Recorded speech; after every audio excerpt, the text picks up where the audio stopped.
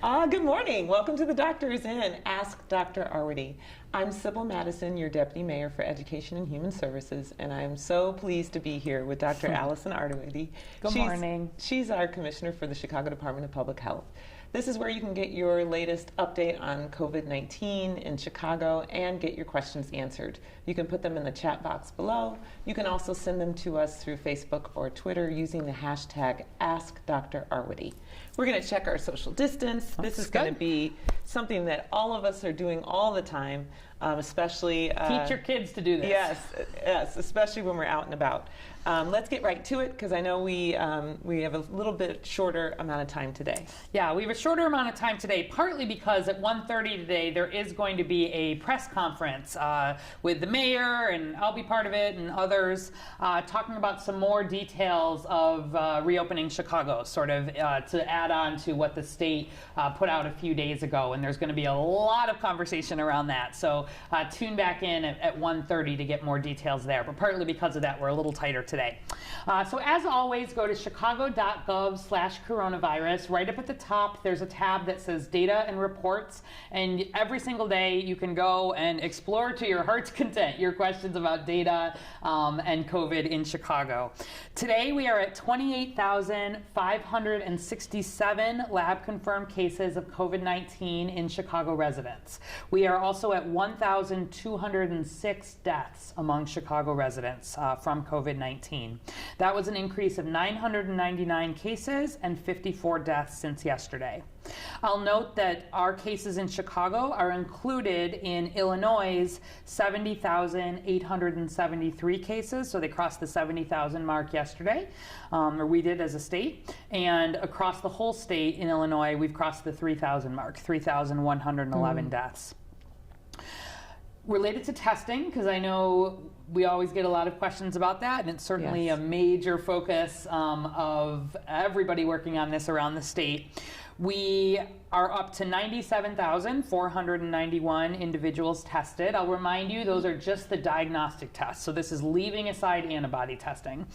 Our 7-day average is right around 3,000. We're at 2,966 individuals who have been tested per day, averaged over the last 7 days. And our cumulative percent positivity is at 26.1%.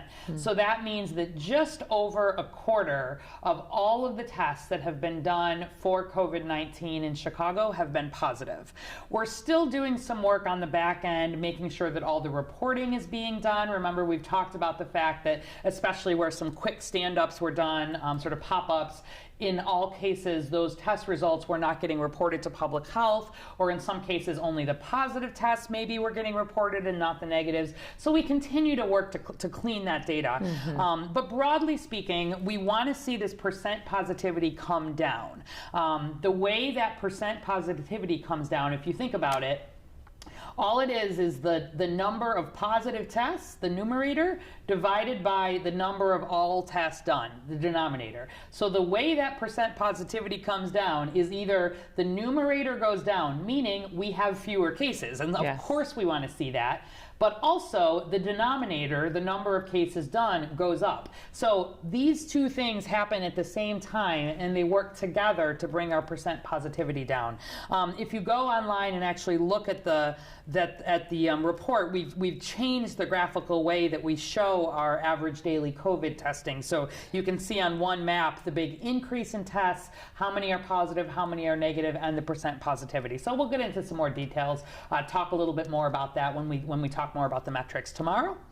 And let's maybe just look at our two standard graphs quickly. So the first one is our just regular daily epi curve. As always, on the right there, we know that there are some test results that don't quite come in.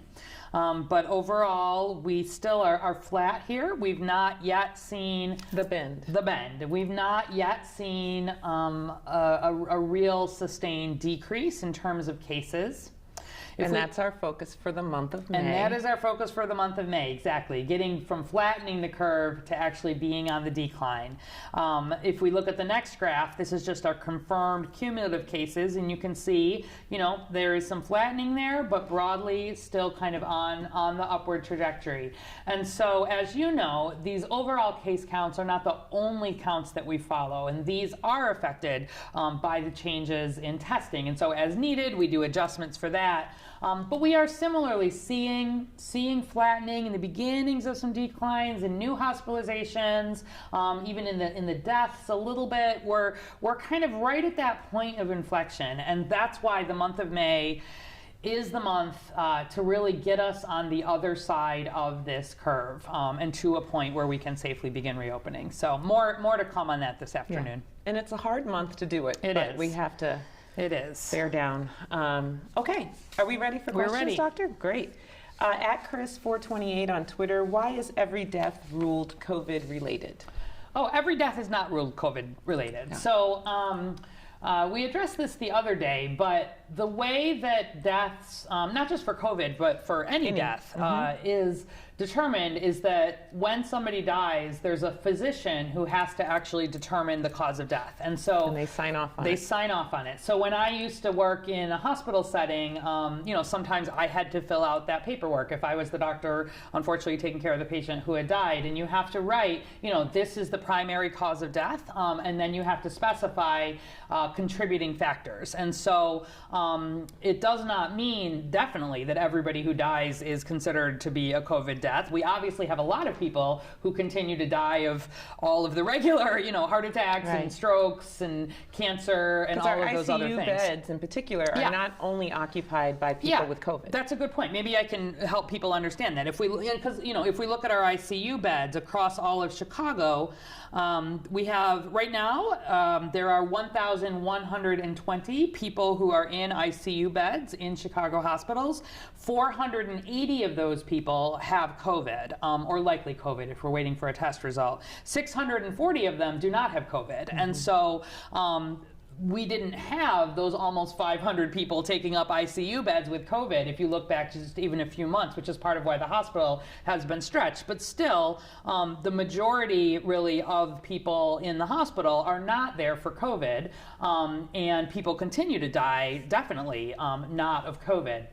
And even if somebody had COVID, for example, but it was not considered to be the cause of death, the doctor can make that determination. And so to take just a concrete example, if you had, say you had someone with cystic fibrosis, okay, an underlying lung condition that makes them really at high risk for COVID.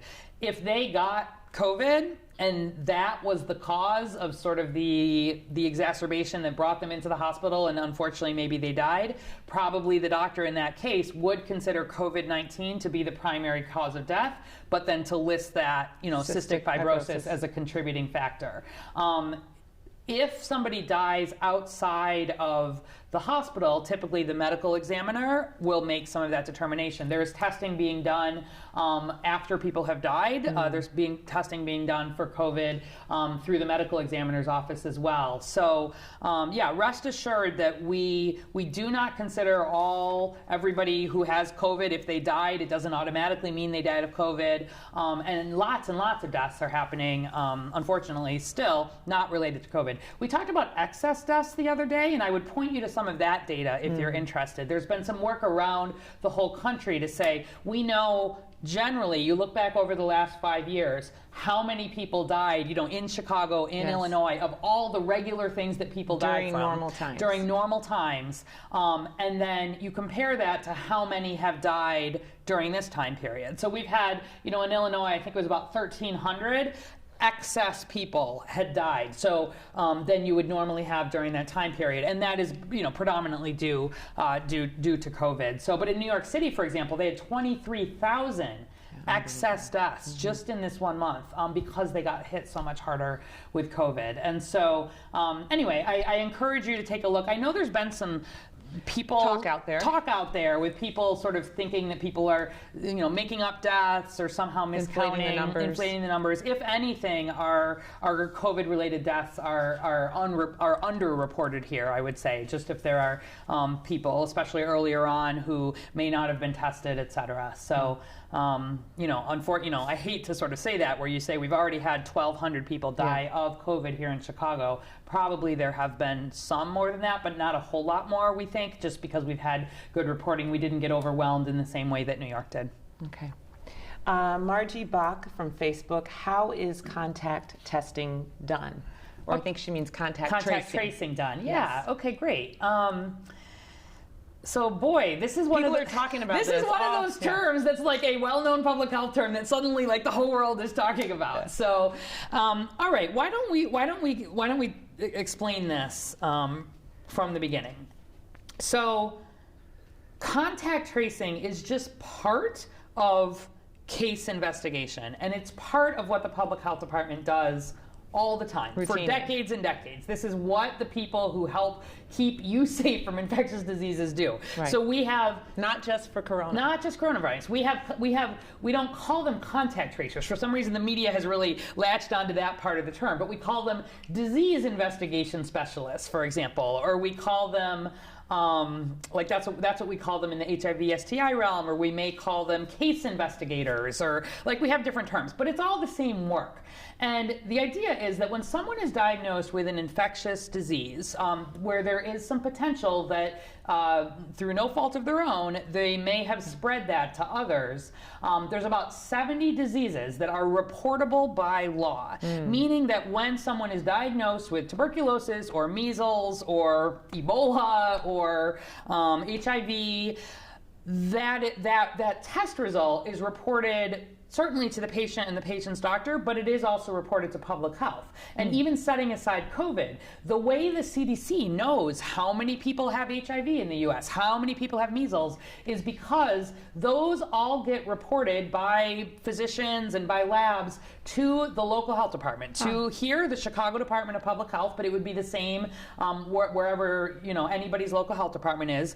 We do the case investigation contact tracing, meaning we respond, but we also gather those statistics. We share those with the state, the Illinois Department of Public Health. There's sort of a work there where we all are in the same system to make sure we're not double counting. And then the state shares those with the CDC. Got it. And so there's sort of both a disease counting part that we do.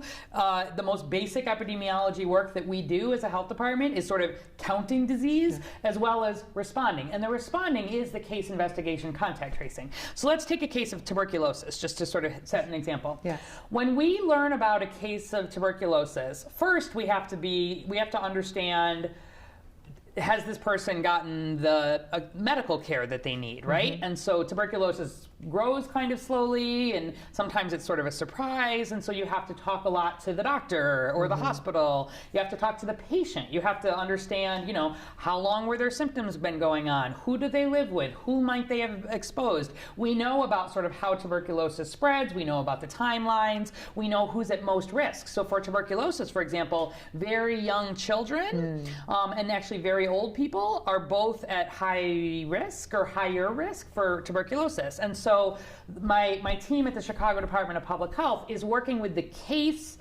him or herself, first and foremost. Do they have the medical care? We work to make sure that they have the medications that they need. We actually have teams that go out into the field and meet all of these folks and make sure that they're taking their medication really consistently, and that if you actually have direct contact. We have direct contact with the cases, and the nurses go out and they wear masks. So this is not new for us, this kind of work. And we help make sure that those patients are connected to care. We give them transportation if they need it, if they need their follow-up x-rays, their care of the doctor. We provide medications where they need it. And then we actually track folks. Tuberculosis, to treat it, depending on what kind of, depending on some testing, you have to take medication for months. You have to take it for 6 months, 9 months, sometimes even longer. And we check in with folks actually every day to make sure they're taking their meds, because it's treatable, it's curable. And if people fall off and maybe don't take their medications, the TB can mutate, become much more dangerous, and spread. So there's a lot of case investigation work. And so where we think about COVID, where cases come in for COVID, I mean, right now there's like 1,000 a day, and so we don't have the capacity to, like we would for tuberculosis historically, where we might only have, 100, a few hundred cases in a year. We can really do a lot of intense work there. But you want to first talk to the case, okay? That comes before anything. Talk to the case. Talk to ideally the physician or the provider who has the long-standing relationship with the case. What underlying conditions do they have? What is their condition? Sometimes when you learn about a case, they're really critically ill and they're in the hospital. It's not a moment always to find out who were their contacts. You sometimes have to talk to their family members, and you have to do it all with there's like all kinds of privacy protections around it that we know very well within public health, but I think are a little bit mysterious to people who are not in there. And so say you've got someone, let's again just take tuberculosis as an example. They're doing fine, they're in their treatment. We do a lot of, we ask, who have you been in contact with in a way that would make TB a risk factor? And then we work to make sure those people get tested. And so for the case of tuberculosis, we will help place their skin tests, and I've got, again, field investigators who will help read those, or there's a blood draw that you can do. But we want to really make sure that the contacts are getting tested, and then if there's any concern on that, we make sure they are getting into x-rays. Again, they're getting the full workup. If any of them have tuberculosis, we then are working to make sure they are getting their medications. They become a case. And then we have to do another whole contact tracing around that case. And the whole idea, this is like the bread and butter work that the health department does, is to help stop the spread of these diseases. And that is both making sure cases are getting the medical care that they need, and anyone who has been in contact with them has the knowledge that they may have been exposed and can do the things they need to do to potentially get tested or get treated. And so if we take HIV, for example, we are very careful where we're working with people who have been newly diagnosed with HIV. You have to build trust there that we are not going to share their identity, right? That we are on the same page with them in terms of we just want to make sure they're getting the care and the medications. It's a really difficult time, like for people when they're diagnosed with a disease. I think being diagnosed with a disease is hard always for anybody, but I actually think an infectious disease, a disease that not only do I have this, but I totally unwittingly could have spread it to others. There's like a whole nother level of psychological concern and worry for friends and family, worry about how I might be perceived. And so it takes actually quite a lot of skill and training. My really good, case investigators have years of experience of sort of building this trust. Sometimes you're doing it over the phone. The government's calling me, right? There's a real, it takes some art. But then, for HIV, for example, we're having these conversations over some time with people about who might, sexual partners have been, who do we need to make sure gets tested. And then the health department, and we'll work with people if they want to talk themselves, if they want to sort of share that guidance, they want to do it with their physician. But we also have anonymous ways of basically letting people know through letters or calls that we never say, Joe Schmo has HIV, but we say, the health department has some information that you may have been exposed to HIV, and we would recommend that you get an HIV test, right? And here's how to follow up if you have questions. And so for COVID, this is all happening in like warp speed and with like much more public attention than it normally gets. People don't even, so much of the work of public health is like not recognized. Like people think about the treatment of the patient, but they don't think about the work of public health to prevent that spread. And so the contact tracing here would be very similar, where when someone is being identified with COVID, we want to first of all make sure we're talking to that person. Do they have what they need? Are they in medical care if they need it, especially if they have those underlying conditions or they're at risk? Do we need to help connect them to a physician? And then who have they potentially been in contact with? And then in a way that does not identify them, make sure that we are letting those contacts know. And then and these are like long conversations. You collect information, you then are talking to those contacts. Where have they been? Who have they been in touch with? It's important to say that at the beginning of all this, when there were just a handful of cases, this is what you were doing. Oh yeah, and we continue to do it. We have not stopped doing case investigations or contact tracing. Like this is something the health department. It's not new. We have been doing this all along. We have dozens and dozens of people who do this. But increasingly, we've been focused primarily on where we've seen clusters or outbreaks. So, right, like a lot of my most experienced case investigators and whatnot have been working in long-term care facilities or homeless shelters or workplaces where we may have seen spread. Really, and those are a little bit different because there you might be needing to do more universal testing. And where we really think about controlling this outbreak, you want to make sure always, in the same way that we are wanting to push testing and outreach to the parts of the city where we're seeing cases, we also, where we want to think about controlling spread, you want to do that in the way that's got the most bang for the buck. And so we both are doing a lot of congregate case investigation and contact tracing. It's the same thing, like which nurse cared for this patient, right? Like which homeless outreach worker may have been within 6 feet. Like there's no magic to it, but it's having the systems, having the people, having the way to record that information and quickly make sure that people are getting the information to protect themselves. And again, we don't just want to collect data to collect data. We want to make sure that we're acting on it. So can we offer isolation and quarantine? Can we offer testing where that's appropriate? Can we make sure people know, you know what, you were a contact of someone who's just been diagnosed with COVID, and when we talked to both the original person and the contact, there might have been a high risk exposure. You know, you weren't always keeping the 6 feet, you weren't wearing masks. We would then say, we want you to quarantine. Even if you're an essential worker, stay home for 14 days. What does that mean for your household? So it's really, there's been a lot of like mystery around this, yes. But it is a tried and true process that like public health has been using for decades, and we're just growing it a whole lot more here in Chicago and everywhere to be able to meet the demands of cases. Yes. Okay, so I think you answered Colleen Cassell's question from Facebook. Are you tracing the contacts of positive patients? You already answered that. Deborah Vanakos from Facebook. Is there any plan to recruit and train volunteers for contact tracing by phone? Yeah, so a lot of this is actually done by phone, and particularly with COVID and just the concerns and the stay-at-home order and everything right now, a lot of this is being done by telephone. So there's a lot of different things that are happening. So first of all, if there are still people who have not signed up to potentially volunteer and you're interested in volunteering with the COVID response, you can go to chicago.gov/coronavirus. Right up at the top, one of the big banners is about both donating and volunteering. Go in, put your information. If you have any health training, that's even better, but we'll take, you know, we're interested in folks who don't have that training but might have interest in volunteering. You go and you sign up there. That's how the background check can start, and then depending sort of on what the needs are, we put out calls for volunteers through people who are registered there.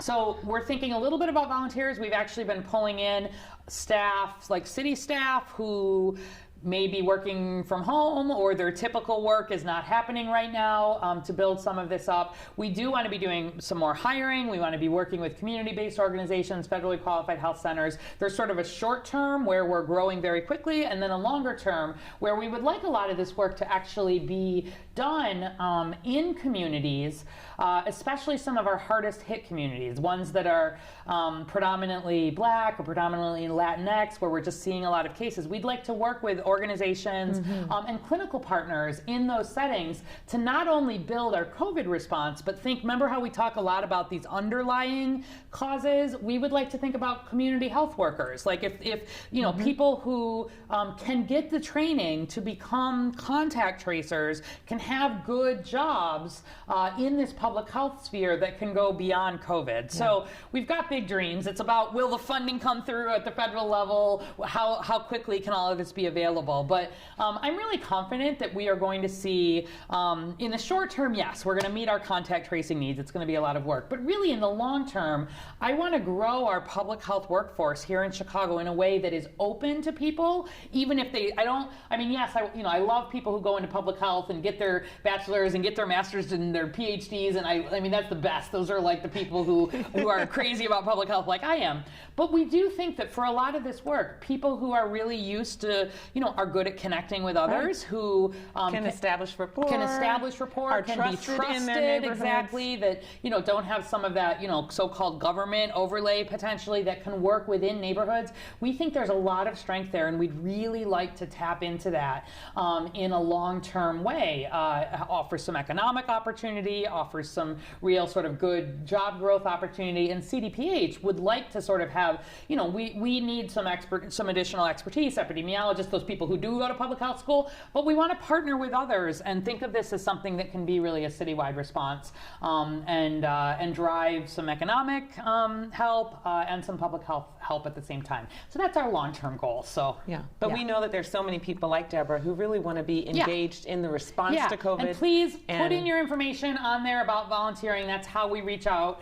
And really thank you for folks who are interested in helping with that. Yeah. Okay. I think we might have time for one more question.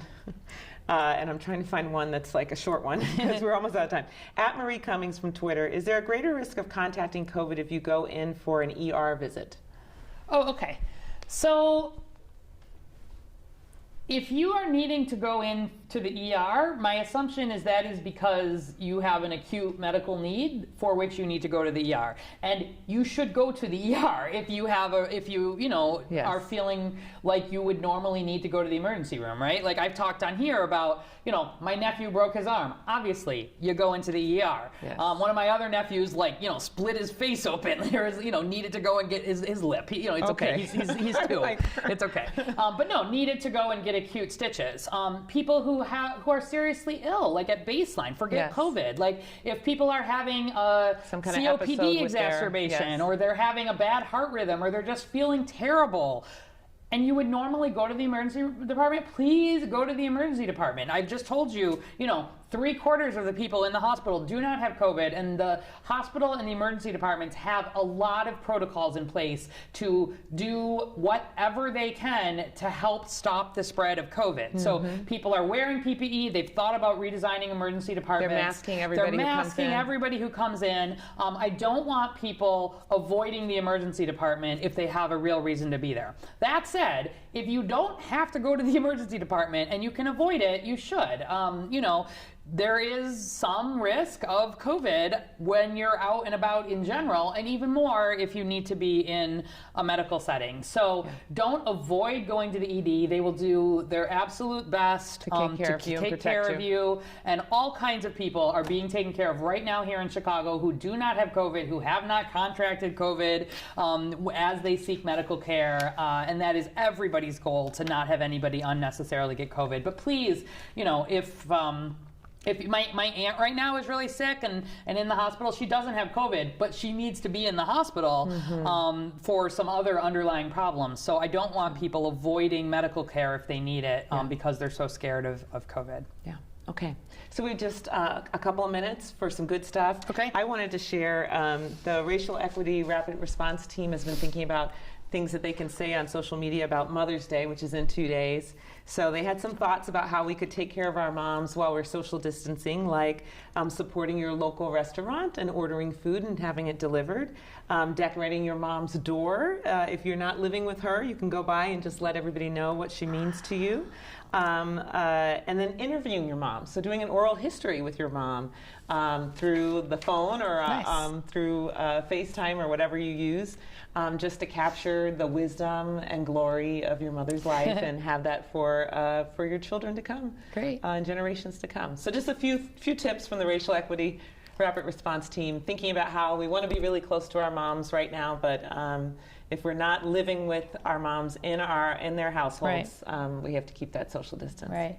All right, and I've got two really good ones here today that I like. One is from the Andersonville Chamber of Commerce. So up north in Andersonville in Chicago, they've been using some spray chalk to mark off 6-foot intervals along the Clark Street Business District. So they're making these colorful circles, and they say 6 foot safe.